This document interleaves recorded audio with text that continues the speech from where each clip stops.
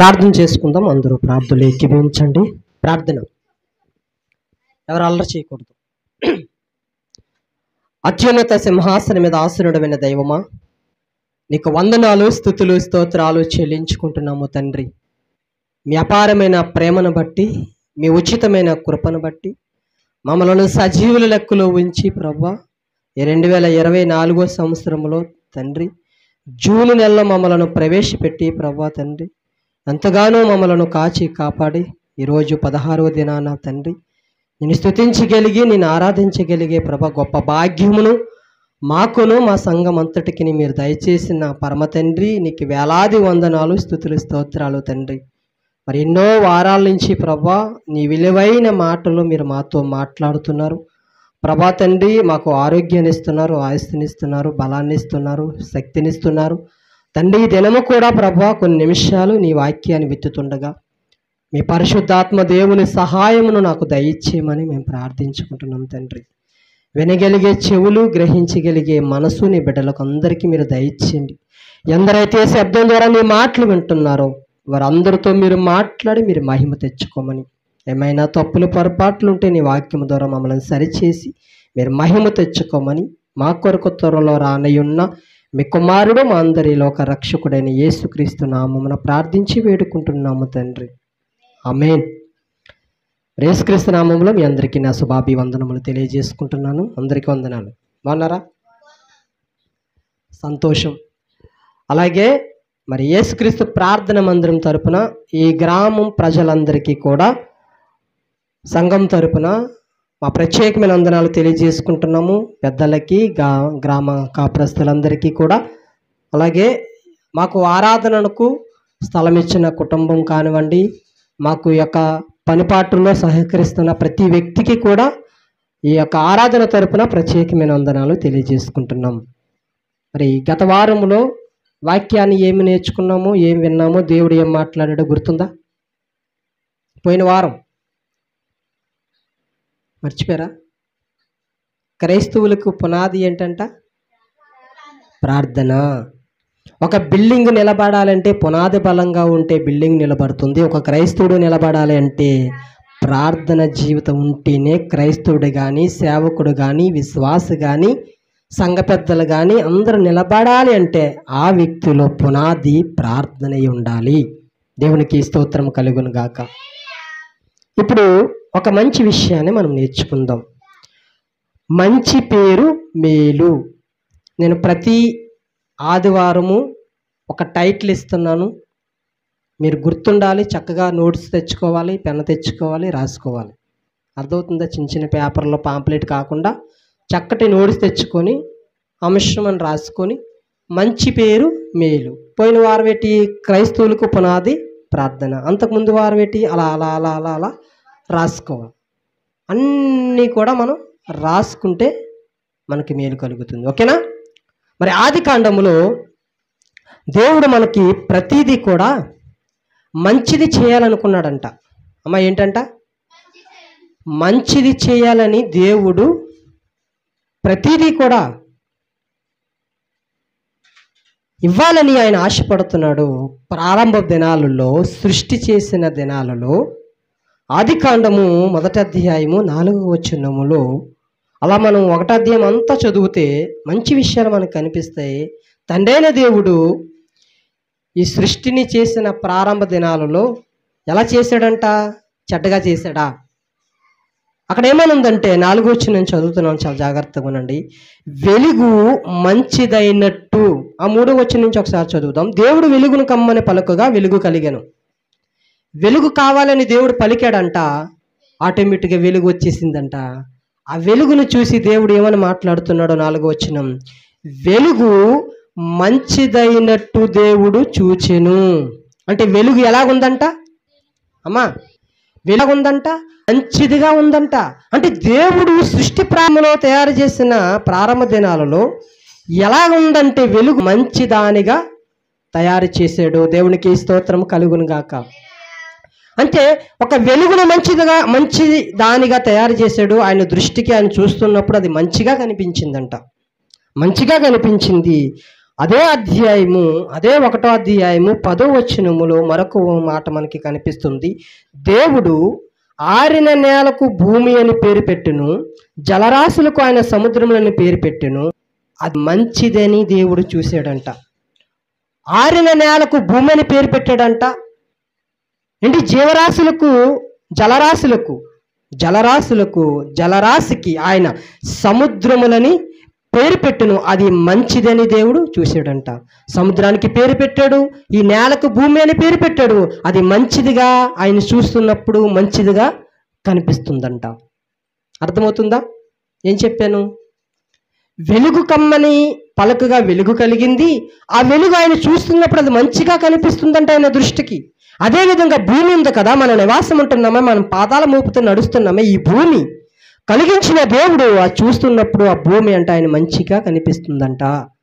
సముద్రములన్నీ కూడా మంచిదానిగా, మంచి వాటిగా ఆయన దృష్టికి చూస్తున్నప్పుడు అవి మంచిగా కనిపిస్తున్నాయి. మరొక మాట మనం చూద్దాం. అదే అధ్యాయము 1వ అధ్యాయము 12వ వచనం.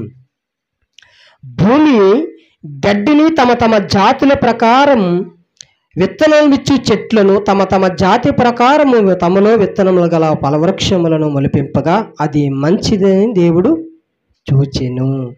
విత్తనాలు చూశాడు, విత్తనాలు విత్తాడు, అవి మంచి ఫలాలు ఇస్తున్నాయి. అవి దేవుడు చూస్తున్నప్పుడు అది మంచిదిగా ఆయన దృష్టికి కనిపిస్తుంది. అంటే దేవుడు ప్రతిదీ కూడా మంచిది ఇవ్వాలని దేవుడు ఇష్టపడుతున్నాడా? మంచిదానిగా మనం ఉండాలని, మంచివాడిగా మనం ఉండాలని మనకి మంచి ఆకాశం ఇచ్చాడు, మంచి భూమి ఇచ్చాడు, మంచి సముద్రం ఇచ్చాడు, మంచి విత్తనములను ఇచ్చాడు, మంచి ఫలవృక్షాలు ఇచ్చాడు, ఎన్నో పండ్లు ఇచ్చాడు. మామిడికాయల్లో 250 రకాల మామిడికాయలు ఉంటాయంట. తెలుసు ఎవరికైనా? 250 రకాల మామిడికాయలు ఉంటాయంట. అంటే అన్ని టేస్ట్లు దేవుడు మనకి ఇచ్చాడు. పులుపునిచ్చాడు, తీపినిచ్చాడు, కారాన్ని ఇచ్చాడు. ఎన్నో ద్రాక్ష పళ్ళు ఒకలాగుంటాయి, యాపిల్ పండు ఒకలాగుంటుంది, పనస పండు ఒకలాగుంటుంది, పైనాపిల్ ఒకలాగుంటుంది, అరటిపండు మరొకలాగుంటుంది, జామ పండు మరొకలాగుంటుంది. ఎన్నో ఫలవృక్షాలు, ఎన్నో ఫలాలు మనకు దేవుడు దయచేసాడు. అన్ని మంచిదానిగా, అన్ని మంచి వాటిగా మనకు తయారు చేసిన దేవుడు ఒక మాట అంటున్నాడు మనతోటి. ఆ మాట ఏంటో మనం చివరికి ఇల్లు కొలిది మనం చూద్దాం. ఒక మాట నేను చూపిస్తున్నాను. నిర్గమాకాండము 33వ అధ్యాయము 19వ వచనం. అలా కొన్ని పేజీలు మాత్రమే మార్చండి.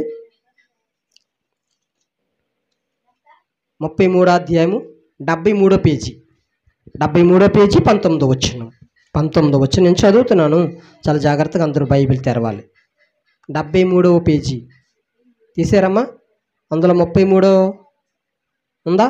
అధ్యాయము 19వ వచనం, చిన్న అక్షరాల 19వ వచనం. అర్థమవుతుంది కదా? ఆయన నా మంచితనం అంతయు నీ ఎదుట కనపరిచెదను, యెహోవా అను నామమును ఎదుట ప్రకటించెదను, నేను కరుణించువాని కరుణించెదను, ఎవని యందు కనికరింపబడదునో వాని యందు కనికరపడదను. నేను ఇక్కడ మాట, ఒక అద్భుతమైన మాట మనకి కనిపిస్తుంది 19వ వచనంలో.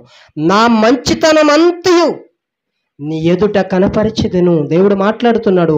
నా మంచితనం అంతు, నేను ఎంత మంచివాడునో, ఎంత మంచి పనులు చేస్తాను, ఎంత మంచి క్రియలు చేస్తాను, నేను ఎంత మంచి లక్షణాలు కలిగి ఉన్నాను, నీ ఎదుట నేను కనపరిచెదను అని భక్తుడితో దేవుడు ఏం చేస్తున్నాడంట? మాట్లాడుతున్న సందర్భాన్ని మనం చూస్తున్నాం. ఇప్పుడు మనం చదివిన వచనాలన్నీ మంచి మంచి మంచి మంచి మంచి కనిపించిందా? మీరు రాసుకోవాలి. ఆదికాండము 1వ అధ్యాయం 4వ వచనంలో మంచి ఉంది, ఉందా? తర్వాత 10వ వచనంలో మంచి ఉంది, 12వ వచనంలో మంచి ఉంది.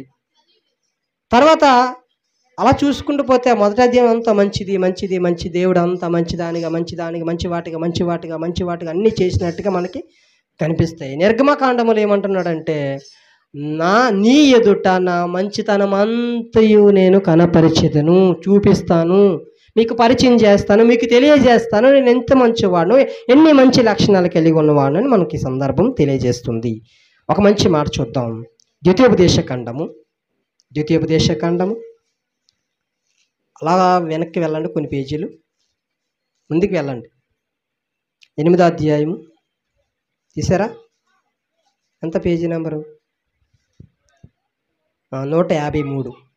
8వ అధ్యాయము 7వ వచనం నుంచి నేను చదువుతున్నాను, చాలా జాగ్రత్తగా వినాలి. 7వ వచనం నుంచి, నీ దేవుడైన యెహోవా నిన్ను మంచి దేశములో, కనిపించిందా? ఏ దేశం అంట? అమ్మ చెప్పాలి, అయ్యా చెప్పాలా? బాయ్స్ చెప్పాలి, గర్ల్స్ చెప్పాలి, పిల్లలు చెప్పాలి, అందరూ చెప్పాలి. ఏమంటున్నాడంట? నీ దేవుడైన యెహోవా నిన్ను ఏ దేశంలో ప్రవేశపెట్టాడంట? మంచి దేశములో ప్రవేశపెట్టును. అది నీటి వాగులను, లోయలలో నుండి, కొండలలో నుండి పారు ఊటలను, అగాధ జనములను గల దేశమంట. ఆ దేశము సమృద్ధి గల దేశము, మంచి దేశము, కరువు లేని దేశము, అన్నీ మనకి అందుబాటులో ఉండే దేశము. నేను చదువుతున్నాను, అది గోధుమలు దొరికే దేశము, అది యావలు, ద్రాక్ష చెట్లు, అంజూరప చెట్లు, దానమ్మ పండ్లు గల దేశము, ఒలివె నూనెయు తేనెయు గల దేశము, కరువు అనుకోకుండా నీవు ఆహారము తిను దేశము. కరువనే ఉండదు. అక్కడ ద్రాక్ష పండ్లు ఉంటాయి, ఒలివ చెట్లు ఉంటాయి, దానమ్మ పండ్లు ఉంటాయి, అంజూరపు చెట్లు ఉంటాయి, ఒలివ నూనె ఉంటుంది, తేనె ఉంటుంది. ఆ దేశంలో కరువు అనేది ఉండదు. అందులో నీకు ఏ లోపము ఉండదు. అది నీ ఇనప రాళ్ళు గల దేశము. దాని కొండలలో నీవు రాగి త్రవ్వి తినవచ్చును, క్షమించండి.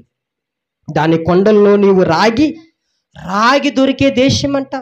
రాగి త్రవ్వితే రాగి దొరికే దేశం అది.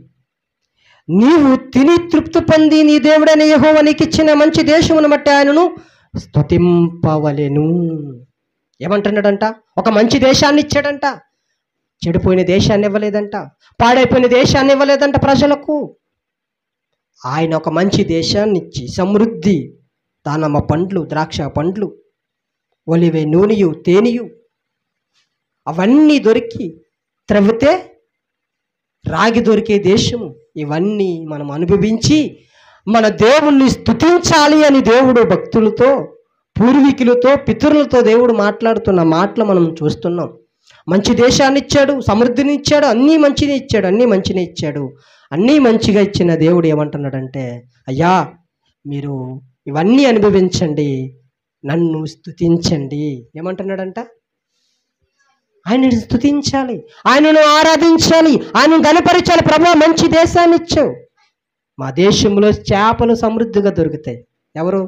పితరులతో మాట్లాడు ఆ కాలంలో. ఈ కాలంలో మనతో మాట్లాడుతున్నాడు. ఏమంటున్నాడంటే, అయ్యా మీకు కరువు లేని దేశాన్ని ఇచ్చాను. భారతదేశం ఒకప్పుడైతే పేద దేశం, కానీ ఇప్పుడిప్పుడు అక్కడక్కడ పేద దేశంగా ఉన్నా కానీ మన ఏరియాలో చాలా డెవలప్మెంట్ అయ్యే తెలుసా? ఒకప్పుడు పూర్వీకులు మాట్లాడేవారు, ఈరోజు మా అన్నం తినడానికి తిండి ఉండేది కాదండి అనుకునేవారు. కానీ ఈరోజు మంచి మంచి ఐటమ్స్ తింటున్నారు, మంచి భవనాలు కట్టుకుంటున్నారు, మంచి వస్త్రాలు వేసుకుంటున్నారు. అంతా సమృద్ధిగా మనకు దొరుకుతుందా? వాటరు, మా కాకినాడ పట్టణంలో వాటర్ దొరకాలంటే 3 కిలోమీటర్లు 2 కిలోమీటర్లు నడిచి వెళ్ళి బిందె మీద బింది 3 బిందెలు పట్టుకొని నడిచి వచ్చేవారు. ఇప్పుడు స్విచ్ చేస్తే మోటార్ వచ్చేస్తుంది. ఇప్పుడు మనకి డ్యామ్ ఒకటి కడుతుంది ఆంధ్రప్రదేశ్ రాష్ట్రం. ఆ డ్యామ్ కానీ ఓపెన్ అయింది అనుకోండి, పోలవరం ప్రాజెక్ట్ ఓపెన్ అయింది అనుకోండి, ఇంకా నీళ్ళకి అనేది కరువు అనేది ఉండదు. మీ మూలపేటలో కూడా ఎప్పుడు వాటర్ మీరు ఆన్ చేసుకున్నా సమృద్ధిగా వాటర్ వచ్చేస్తుంది. అంటే నిల్వ చేస్తారంట. ఆ పోలవరం ప్రాజెక్ట్ పూర్తవుతే అక్కడ కొన్ని నీళ్లు పెద్ద వాటర్ మనకి నిల్వ చేయడానికి అది తయారు చేస్తున్నారు. అప్పుడు మనకి ఎప్పుడు వాటర్ మంచినీళ్ళు కావాలన్నా మనకు దొరుకుతుంది. అవునా? అంటే మనకు డెవలప్మెంట్ అవుతున్నామా? పూర్వం మనం ఏమవుతున్నాం అంటే మంచిని మనం అనుభవిస్తున్నాం. దేవుడు ఒకవేళ మనల్ని అడిగితే, అయ్యా నువ్వు వేటకి వెళ్తున్నావు, మంచి చేపలు తెచ్చుకుంటున్నావు, 1000 తెచ్చుకుంటున్నావు, 2000 తెచ్చుకుంటున్నావు, 30,000 తెచ్చుకుంటున్నావు, లక్షలు తెచ్చుకుంటున్నావు, 1000 తెచ్చుకుంటున్నావు, కానీ నన్ను స్తుతిస్తున్నావా అని దేవుడు అడిగితే మన దగ్గర సమాధానం ఉందా? నువ్వు పనికి వెళ్తున్నావు, నీ విస్తారమైన ఆదాయం తెచ్చుకుంటున్నావు, సమృద్ధిగా తింటున్నావు, అనుభవిస్తున్నావు, ఎప్పుడైనా నన్ను స్తుతించావా? నీకు మంచి దేశాన్ని ఇచ్చానయ్యా, మంచి కరువులేని దేశాన్ని ఇచ్చాను. కొన్ని దేశాల్లో నేను చూపిస్తాను అన్నాను కదా, టీవీ వేసి మరి చూపిస్తాను. కొన్ని దేశాలలో, కరువు దేశాలలో మట్టిని ఉండలుగా చేసుకొని మట్టిని ఉండలుగా చేసుకొని అది కాల్చుకొని తింటున్నారు తెలుసా. వారి ఎముకలు ఎలా ఉంటాయి తెలుసా. వారి ఎముకలు ఒకటి ఒకటి లెక్కటచ్చు. అస్థపంజరాలు అన్నీ కనిపిస్తున్నాయి. ఎముకలు ఎండిపోయినాయి. ఎవరైనా మన దేశం నుంచి ఎవరైనా డొనేషన్ చేసి వారికి ఫుడ్ ఏమని కానీ వస్త్రాలు కానీ ఇస్తే ఎంత లైన్లో ప్లేట్లు పెట్టుకుని నించుంటున్నారో తెలుసా. మనకుందా అలాంటిది ఏమైనా? అంటే కరువు దేశాలు మన కళ్ళ ముందు ఎన్నో కనిపిస్తున్నాయి, కానీ మనకి సమృద్ధి ఉంది. పొద్దున్న కూర, సాయంత్రం తిన్న మనుషులు ఉన్నారు తెలుసా.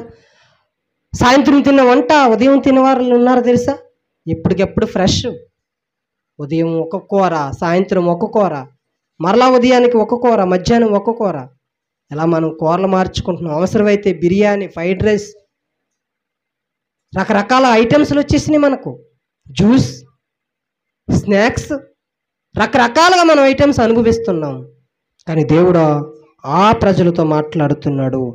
యెహోవా నిన్ను మంచి దేశమును ప్రవేశపెట్టిన యెహోవా నీకు ఇచ్చే మంచి దేశమును బట్టి ఆయనను స్తుతించాలి అంటున్నాడండి. దేవునికి స్తోత్రం కలుగును గాక. ఇవన్నీ ఎందుకు చెబుతున్నానంటే కొన్ని నిమిషాలు నా మాటలు ముగిస్తాను, ఒక 10 నిమిషాల్లో. మంచిది మంచిది మంచిది మంచిది అని దేవుడు ఎందుకు చెబుతున్నాడు? మంచి నేలని ఇచ్చాను, మంచి సముద్రాన్ని ఇచ్చాను, మంచి విత్తనములు ఇచ్చాను, మంచి ఫలవృక్షములు ఇచ్చాను, మంచి దేశాన్ని ఇచ్చాను, మంచి సమృద్ధిని మీకు దయచేస్తున్నాను. దేవుడు మాట్లాడుతున్న మాటలను బట్టి మనకి ఏం అర్థం అవ్వాలో తెలుసా? ఆయన మంచితనం అంతయు మన ఎదుట కనపరుస్తున్నాడు కదా దేవుడు. ఆయన మాట అంటున్నాడు. ఆ మాట మనం ఇప్పటి నుంచి మనం అండర్లైన్ చేద్దాం. ప్రసంగి గ్రంథము 7వ అధ్యాయము 1వ వచనం. ప్రసంగి గ్రంథం కొన్ని పేజీలు మార్చండి. ప్రసంగి గ్రంథం 500 దాటియాలి. 559 పేజీ. 559 పేజీ పైన 7వ అధ్యాయం అని 7 సంఖ్య పెద్దదిగా కనిపిస్తుంది. 1వ వచనం చదవండి. అశోక్, ఎవరైనా అశోక్ చదువునాను.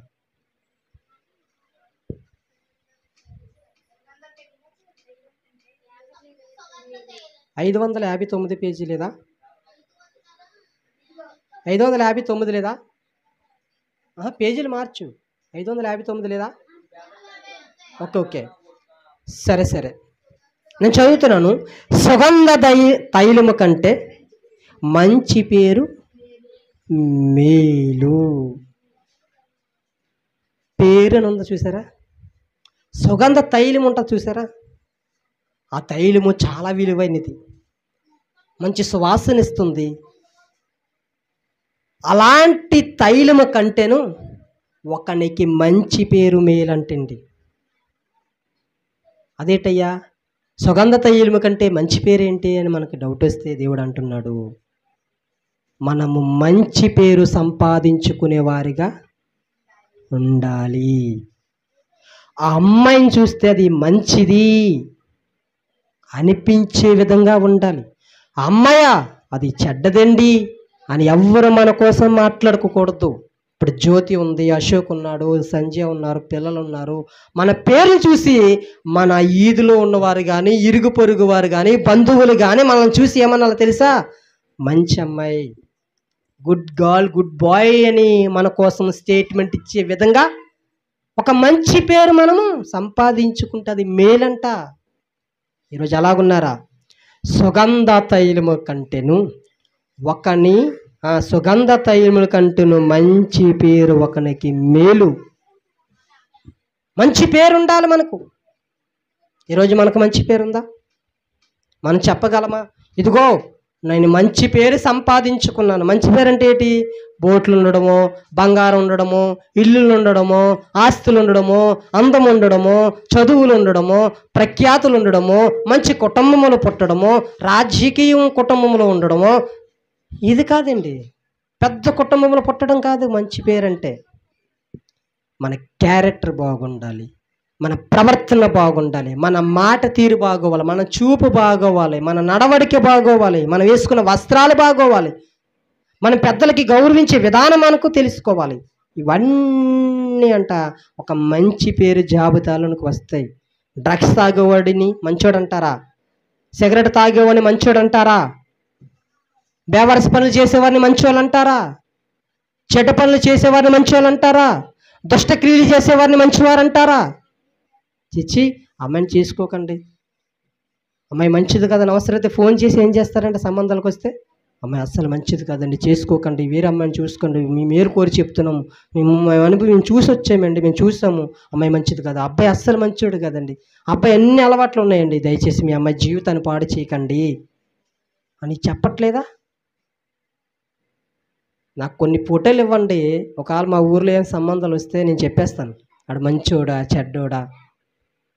ఎందుకంటే మంచి పేరు మనకి మేలు, చెడ్డ పేరు మనకి నష్టం కలిగిస్తుంది. సామెతల గ్రంథము అలా కొంచెం ముందుకు రావాలి, వెనక్కి కాదు ముందుకి, వెనక్కి రండి, వెనక్కి 547 పేజీ. సామెతల గ్రంథం 22వ అధ్యాయము మొదటి వచనం 547. గొప్ప ఐశ్వర్యము కంటెను మంచి పేరును, వెండి బంగారము కంటెను దయు కోరదగినవి. ఏమంటున్నాడంట? గొప్ప ఐశ్వర్యం కంటే మంచి పేరు, మంచి పేరును, వెండి బంగారము కంటెను దయను కోరదగినవి. అర్థమవుతుందా? గొప్ప ఐశ్వర్యము కంటెను మంచి పేరును, వెండి బంగారం కంటేను దయను కోరదగినవి. నువ్వు గొప్పవాడుగా ఉండకపోయినా పర్వాలేదు, నువ్వు ధనవంతుడుగా ఉండకపోయినా పర్వాలేదు, నీ దగ్గర ఉండడానికి నివాసం లేకపోయినా పర్లేదు, మంచి ఇల్లు లేకపోయినా పర్వాలేదు, వేసుకోవడానికి మంచి వస్త్రాలు లేకపోయినా పర్లేదు, తినడానికి మంచి తిండి లేకపోయినా పర్వాలేదు, కట్టుకోవడానికి వస్త్రాలు లేకపోయినా, అలంకరించుకోవడానికి వస్తువులు లేకపోయినా, నువ్వు నడపడానికి వాహనాలు లేకపోయినా, ఏమి ఉన్నా లేకపోయినా నీవు మాత్రము మంచివాడిగా మంచిదానిగా ఉంటే అది నీకు మేలు. దేవునికి స్తోత్రము కలుగును గాక. మంచివారిగా మనం ఉన్నామంటే దేవుని చూపు మన మీద ఉంటుంది. వెలుగు కలగమని దేవుడు పలికాడు, వెలుగు కలిగింది, అది చూశాడంట, ఆ వెలుగు మంచిగా కనిపించింది. సముద్రమును చూశాడు, సముద్రం చేశాడు, భూమిని చేశాడు, అది చూశాడు, అవి మంచి వాటిగా కనిపించాయి. అప్పుడు మనల్ని కూడా పుట్టించాడు. పుట్టించిన దేవుడు మనం చూస్తున్నప్పుడు మనము ఎలాంటి వారిగా ఉండాలంట? అర్థమవుతుందా? ఎలాంటి వారిగా ఉండాలి? మంచి అమ్మాయిరా. భక్తుడు కొంతమంది భక్తులను చూసి ఏమన్నాడు తెలుసా? వీడు నా ఇష్టానుసరుడు, వీడు అంటే నాకు ఇష్టం. ఒక భక్తుని చూపించాడు అంటే నాకు ఇష్టం అన్నాడు. ఎవరో? దేవుడు. ఒక ఆయన అన్నాడు, వీడు నా ఇల్లంతట్లో నమ్మకమైన వాడు, నమ్మకమైన నా వాడు, వీడు నా స్నేహితుడు, వీడు నా ఫ్రెండ్. ఎవరిని అంటున్నాడు తెలుసా? దేవుడు భక్తులతో మాట్లాడుతున్నాడు, భక్తులు చూపించి మాట్లాడుతున్నాడు. యోబుని ఏమంటాడు తెలుసా? వీడు ఎవడో తెలుసా? నీతిమంతుడు. అమ్మా, యోబుతో ఏమంటున్నాడు తెలుసా? యోబుని చూపించి ఏమంటున్నాడు తెలుసా?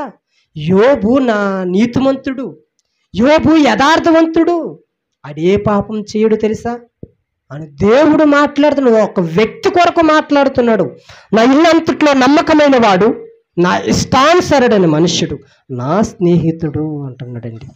అబ్రహాం నా స్నేహితుడు అన్నాడు, మోషేని అంటున్నాడు, దావీదుని అంటున్నాడు, నా ఇష్టానుసరుడైన మనుషుడు అంటున్నాడు, నా ఇల్లంతట్లో నమ్మకమైన వాడు, మిక్కిలి సాత్వికుడు అంటున్నాడు. దేవుడిచ్చే స్టేట్మెంట్ చూడండి.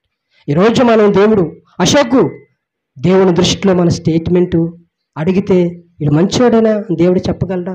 వాక్యం చెబుతున్నా నన్ను చూసి దేవుడు వీడు మంచోడని చెప్పగలడా?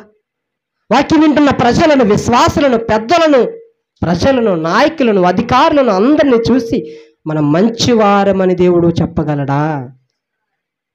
చెప్పలేని స్థితిలోనికి మనం వెళ్ళిపోయాము. దేవునికి అవకాశం ఇవ్వలేని పరిస్థితిలోనికి మనం వెళ్ళిపోయాం. ఒక మాట చూపిస్తున్నాను.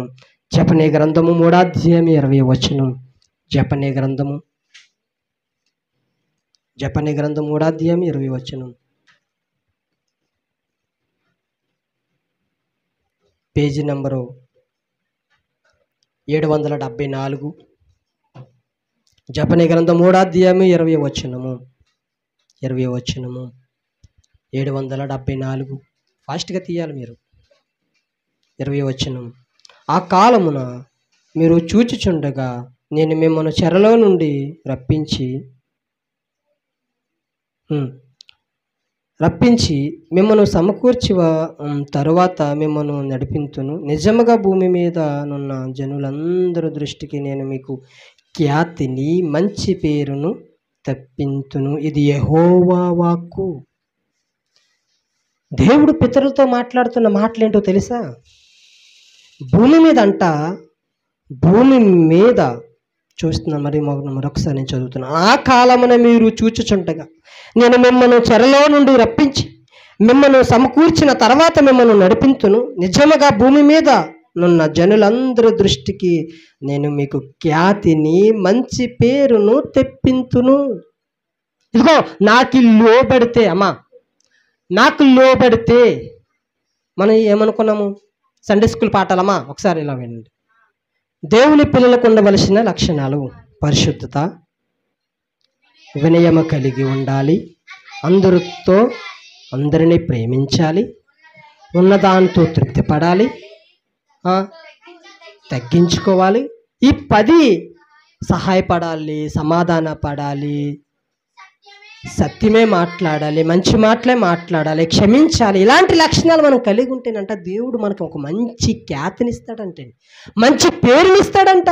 నువ్వు దుమ్ములపేటలోను, నువ్వు మూలపేటలోను, నువ్వు కోనపేటలోను, నువ్వు దానివిపేటలోను, నువ్వు కాకినాడ సిటీలోను, నీ అదర్ సిటీల్లోను, అదర్ కంట్రీల్లోను కూడా నీకు మంచి ఖ్యాతి అంటే తెలుసా? ఒక మంచి విలువ, మంచి హోదా, మంచి పేరు కూడా నీకు ఇస్తాడంటండి. ఎలాంటి లక్షణాలు కలిగి ఉండాలంట? పరిశుద్ధత కలిగి ఉండాలంట, వినయము కలిగి ఉండాలంట, అందరినీ ప్రేమించాలంట, ఉన్నదాంతో తృప్తి పడాలి. దగ్గర కేజీ బియ్యం ఉన్నాయా? కేజీ బియ్యం ఆ రోజు వండుకో, లేని దానికి పరిగెలెట్టకు. నీ దగ్గర బట్టలు లేవా? దానితో నువ్వు సరిపెట్టుకో. లేని వాటి కొరకు నువ్వు ఆతుత్రపడకు, ఉన్నదాంతో నువ్వు తృప్తిపడు. క్షమించు, ప్రేమించు, సహాయపడు, సమాధానపడు, మంచి మాటలే మాట్లాడు, తగ్గించుకో ఉండు. ఇవన్నీ కలిగి ఉంటేనంట మన దేవుడు ఆయన పిల్లలకి ఇచ్చే బహుమతి ఏంటో తెలుసా? నీకు మంచి ఖ్యాతినిస్తానమ్మా, మంచి పేరునిస్తానమ్మా, నీకు విలువనిస్తాను, నేను చూసి నీ గ్రామం మెచ్చుకుంటుంది.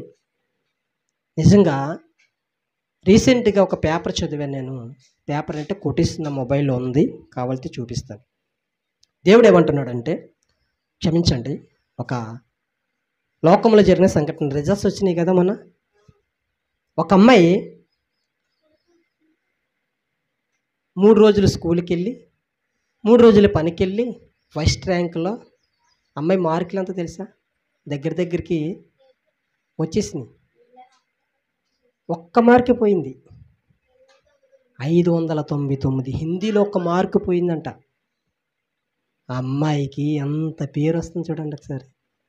ఎంత కష్టపడి ఉంటుంది, ఇన్ని నిద్రలేని రాత్రులు గడుపుంటుంది.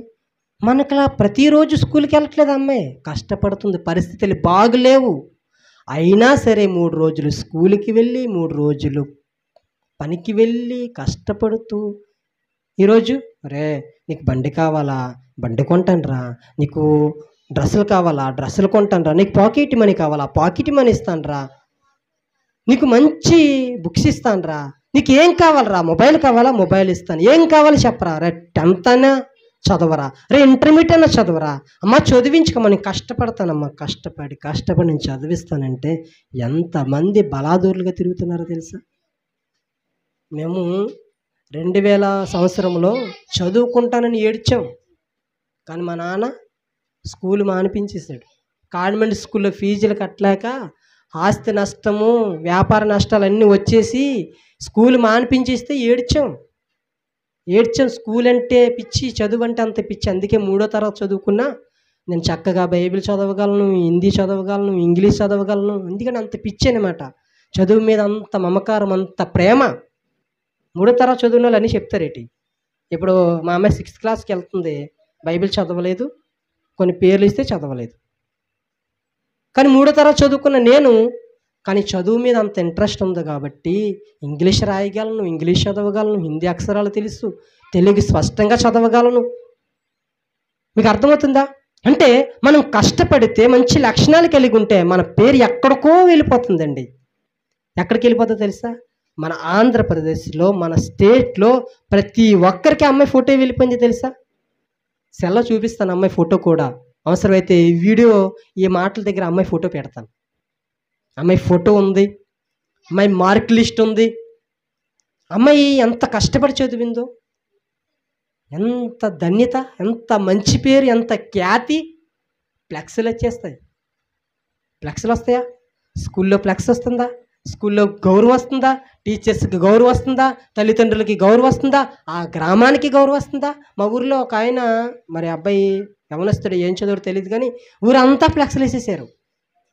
చాలా ఉన్నతమైన మార్కులు వచ్చినాయి అంట. మనకు తెలియదు, మరి అది ఏం సబ్జెక్టో ఇది ఏంటో మనకు తెలియదు. కానీ అదేవిధంగా పర్లపేటలో ఒక అబ్బాయి కలెక్టర్ హోదా జాబ్ కట్టుకున్నాడు. ఎవరో మత్స్యకారుడు. కలెక్టర్ తర్వాత దగ్గరికి ఐఏఎస్సి అంటది, ఐఏఎస్ ఎగ్జామ్స్లో పాస్ అయ్యాడు ఆయన. ఎన్ని సన్మానాలు చేశారు తెలుసా? ఇటు ఒక చేపలు పెట్టుకున్న కుటుంబంలో పుట్టి ఐఏఎస్ చదవడం అంటే మాటలా? అంటే దేవుడు ఏమంటున్నాడంటే, గొప్ప ఐశ్వర్యం కంటేను, క్షమించండి, నేను మీకు మంచి ఖ్యాతిని, మంచి పేరును తెప్పిస్తాను. నాకు ఇవ్వవలసిన లక్షణాలు, నా పిల్లలకు ఉండవలసిన లక్షణాలు మీరు కలిగి ఉంటే మీ పేరు ఎక్కడికో తీసుకువెళ్తాను. మీకు మంచి గౌరవం ఇస్తాను, మంచి హోదా ఇస్తాను. ఇంకొక విషయం చెప్పనా అమ్మా? 11 మందితో 10 మందితో పరిచర్యలు ప్రారంభించిన వారు రీసెంట్గా నేను ఈ నెలలోనే మంగళవారం నాడు ఒక ఫెలోషిప్కి వెళ్ళాను. ఆయన నలుగురు, 2 పిల్లలు, కొడుకు కూతురు, ఒక కూతురు అమెరికాలో ఉంది. అప్పుడు చిన్న పిల్లలంట, పాలి పిల్లలంట. ఆ నలుగురు కూడి ఆరాధన చేసుకునేవారంట. కానీ ఇప్పుడేమైందో తెలుసా? ఆయన ఆరాధన దేవుడు చూశాడు, ఆయన మనస్సును దేవుడు చూశాడు, ఆ సేవకుడు కుటుంబ విధానం దేవుడు చూశాడు, వారి ప్రార్థనా జీవితం దేవుడు చూశాడు. ఈరోజు ఎలా ఉందో తెలిసే? చర్చికి వెళుతుంటే ఇంటికి రావాలనిపించట్లేదు. ఏసీ, ఫుల్ ఏసీ, టీవీలు, అక్కడక్కడ టీవీలు, ఇలాంటి బల్ల, మనం మాట్లాడే మైక్ బల్ల, ఫోడియం ఎలా ఉందో తెలిసి ఎంత అందంగా ఉందో. మనం వెళ్తుంటే ఇలా స్టూడెంట్లు, క్షమించండి విశ్వాసులు, మీకులాంటి అమ్మాయిలు అందరూ కూర్చొని, వందనాలు పాస్టర్ గారు. అక్కడికి వెళ్తున్నాం, ఇంకొక అమ్మాయి వస్తుంది, వందనాలు పాస్టర్ గారు అంటుంది. ఇంకొక చోటకి వెళ్తున్నాం, ఎదరికి వెళ్తున్నాం, రోడ్డు పాయింట్లో లైన్గా ఉన్నారు, వందనాలు పాస్టర్ గారు. ఎంత వినయంగా, ఎంత విధేయతగా కలిగి మంచి హోదాలో ఉన్నాడండి. ఇంకొక విషయం తెలుసా? ఆ చర్చి పక్కనే దీనికి వెళ్ళే ప్లేస్ అంట. ప్రారంభంలో ఉండలేకపోయారంట. ఎవరైనా వాక్యం చెప్పడానికి ఇబ్బంది పడిపోయారంట. అంటే బహిరంగంగా కూర్చుండేవారంట. 50 మంది, 20 మంది, 30 మంది వచ్చి బాత్రూమ్ కూర్చుండేవారంట. ఆ ప్లేస్ అలాంటిది, కాలవ అది. అలాంటి ప్లేస్లోనూ ఈరోజు ఎలా ఉందో తెలుసా? ఎంత అందంగా ఉందో, ఎంత చూడముచ్చటగా ఉందో. అంటే ఆయన ప్రార్థనను చూశాడు దేవుడు, ఆయన భక్తిని చూశాడు దేవుడు. అలాగే కొంతమంది, చాలామంది సాక్ష్యాలు చెప్తుంటారు. ఇదిగో నేను 11 మందితో ప్రారంభించిన పరిచర్యను ఈరోజు 2000 మందికి నా విశ్వాసులు ఉన్నారు. ఈరోజు మా సంఘముల విశ్వాసులు 1000 మంది ఉన్నారు. గుంటూరు ఓసన్ మినిస్ట్రీ ఉంది కదా, వాళ్ళతో 25 మందితో గుడారాల పండుగ ప్రారంభించారు. కానీ ఈరోజు లక్షల మంది గుడారాల మీటింగాలకి వెళ్తున్నారు. అది మంచి పేరు కాదా? మంచి ఖ్యాతి కాదా? మంచి పేరేనా? డబ్బులుంటేనో, అందం ఉంటేనో కాదండి. మిస్ ఇండియాలో అవుతేనో మంచి పేరు కాదు. మన ఆత్మీయ జీవితంలో 25 మందితో ప్రారంభించాడు గుడారాల మీటింగాలు. ఇప్పుడు 25 లక్షలకి చేరుకుంది. అది 11 మందితో ప్రారంభించాడు, 10 మందితో పరిచర్య ప్రారంభించాడు, 1000 మందికి వెళ్ళిపోయింది. కుటుంబంతో పరిచర్య ప్రారంభించారు, ఇప్పుడు 100 మందితో ముందుకు వెళ్తుందండి. దేవుడు అంట మనకి మంచి పేరుని ఇద్దామని దేవుడు ఆశ కలిగి ఉన్నాడంట. ఆశ కలిగి ఉన్నాడు. చూడండి, ఒక మాట చూపించి నేను ముగిస్తాను. పనికిరాని పేరును పనికొచ్చేలా చేస్తాడంట. ఉదాహరణకి నేనున్నాను, చిచి నువ్వు దేనికి పనికిరావురా, చదువుకి పనికిరావు, కష్టపడడానికి పనికిరావు, జ్ఞానంలో పనికిరావు, దేనికి పనికిరావు అనుకున్న వ్యక్తిని కూడా దేవుడు మార్చి పనికొచ్చేలా చేస్తాడంట. తెలుసా? అర్థమవుతుందమ్మా? చాలామంది అంటారు, నేను దేనికి పనికిరాను అనుకున్నానండి, నా జీవితమే వ్యర్థం అనుకున్నానండి, నేను చచ్చిపోదాం అనుకున్నానండి, నా జీవితం పోయింది అనుకున్నానండి. కానీ ఈరోజు నేను పనికొచ్చే పాత్రలా దేవుడు నన్ను వాడుకుంటున్నాడండి. దేవుడు నన్ను ఒక పాత్రలుగా నిలబెట్టాడండి. అనేక మందిని ప్రార్థన చేసే వ్యక్తిగా, అనేక మందికి టీచింగ్ చేసే వ్యక్తిగా, అనేక మందికి బోధించే వ్యక్తిగా నన్ను ఈరోజు నిలబెట్టాడని ఎన్ని వందల సాక్ష్యాలు మనం వింటున్నాం. అంటున్నామా? అబ్రాహాం అనే భక్తుడు ఉన్నాడు, ఆయన ఆశీర్వదించాడు. ఆయన ఆశీర్వదించి ఇలా అన్నాడంట, నీ పేరును గొప్ప చేస్తానన్నాడంట. గొప్ప చేస్తాడు. ఎలాంటి గొప్ప చేశాడు తెలుసా? విశ్వాసులకి తండ్రి జాబితాలో ఆయన్ను చేర్చాడంట. ఒక దేశానికి వెళ్ళిపోమన్నాడు. ఏ దేశానికి వెళ్ళాలయ్యా? అక్కడ ఇల్లు ఉంటుందా? అక్కడ వాహనం ఉంటుందా? నేను వెళ్ళడానికి అన్ని మంచినీళ్ళు ఉంటాయా అని ఏం అడగలేదంట. దేవుడు చెప్పాడు, కట్టుబట్టలతోటి మొత్తం అన్నీ వదిలేసి వెళ్ళిపోయాడంట. వెళ్ళిపోయిన ఆయన్ని ఎలాంటి పేరు ఇచ్చాడో తెలుసా? మన అందరికీ తండ్రి అంట ఆయన. విశ్వాసులందరికీ తండ్రి ఎవరు? అబ్రహాం. విశ్వాసుల తండ్రి ఎవరని అంటే మనం ఏం చెప్పాలంట? అబ్రహాం అని చెప్పాలంట. బైబిల్ చెబుతున్న మాటలు నేను చెబుతున్నాను. అంటే అంత మంచి పేరుని ఇస్తావా అంటే ఇస్తాడు. మంచి ఆహారాన్ని ఇచ్చాడు. ఇచ్చాడా? అరటిపళ్ళు ఇచ్చాడు, మామిడి పళ్ళు ఇచ్చాడు, ఎన్ని ఫలవృక్షాలు ఇచ్చాడు. సముద్రం మంచిదేనా? సముద్రం లేకపోతే ఈరోజు బ్రతుకుతామా? ఎన్ని లక్షల కుటుంబాలు బ్రతుకుతున్నాయో తెలుసా? మన వల్ల ఎంతమంది బ్రతుకుతున్నారో తెలుసా? మనం అనుకుంటాం ఏటకెళ్ళి మనమే బ్రతుకుతున్నాం అనుకుంటాం. కాదు. ఐసమ్మేవాడు బ్రతుకుతాడు, పాట పాడేవాడు బ్రతుకుతాడు, ఈ ట్రాన్స్లేషన్ చేసేవాడు చేస్తారు కదా, లోడింగ్ అన్లోడింగ్ చేస్తారు, చేపలు అటు ఇటు చేస్తారా, వాళ్ళు బ్రతుకుతారు. అమ్ముకున్నోళ్ళు బ్రతుకుతారు. దాన్ని అక్కడి నుంచి మనం 1000 రూపాయలు కొనుక్కుంటే అక్కడ వెళ్ళేటప్పటికి 5000 6000 వెళ్ళిపోతుంది. ఎంతమంది బతుకుతున్నారు అంటే 500 ఒకటికి 500 ఒకటికి చేయి మారుతుందా? మారి మారి మారి ఎవడొక్కడు నోట్లోకి వెళ్తుంది. ఆడు కూడా బ్రతుకుతున్నాడు. అంటే ఒక్క మత్స్యకారుడు వల్ల ఎంతమంది బ్రతుకుతున్నారు చూసారా? అంటే దానికి కారణం సముద్రం, సముద్రంలో ఉన్న చేపలు. మరి భూమి మంచిదే, అన్నీ మంచిదే. వెలుగు మంచిది, సూర్యుడు మంచాడు, చంద్రుడు మంచి, నక్షత్రాలు మంచివి, అన్నీ మంచివే. కానీ మనిషి మాత్రం మంచివాడిగా లేడు.